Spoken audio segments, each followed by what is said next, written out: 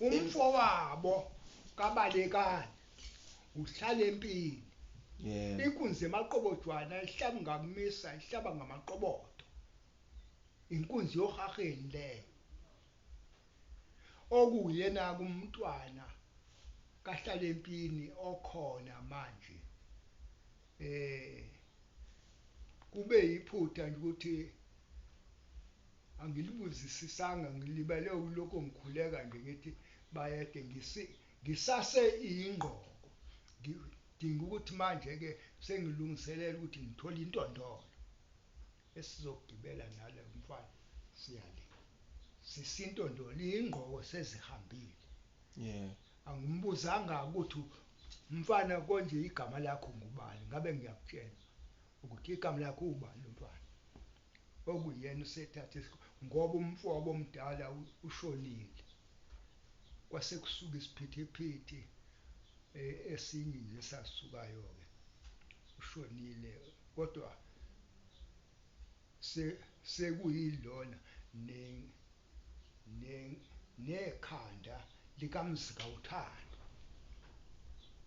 Umzika uThandwa lo mfana lo uyamelama lo mfana. Yeah. Ya.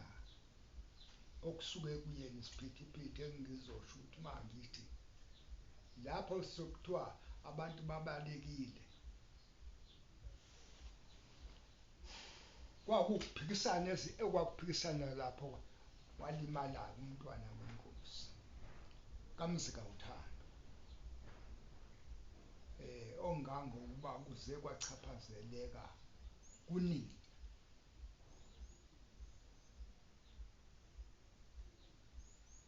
Lapha. Kodwa ke lo okhona owakheke uhlala empini. Bokugcina. Izibongo zahlala empeni kambe zithini mkhulu? Inkunzi emaqobodwana ihlaba ngakumisa ihlaba ngamaqobodo. Eyohaheni oludla lingaqedi bedla bonke abantu beqeda. Ngiyakutshela ukuthi njengoba nifikile nje nifike nokudla nenyamazana nizokwethula.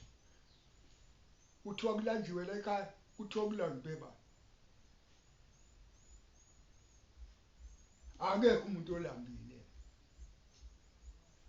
Lona ke inkunzi emaqobodwana uhlala empini ke lo. Inkunzi emaqobodwana ihlaba ngakumisa ihlaba ngamaqobodo.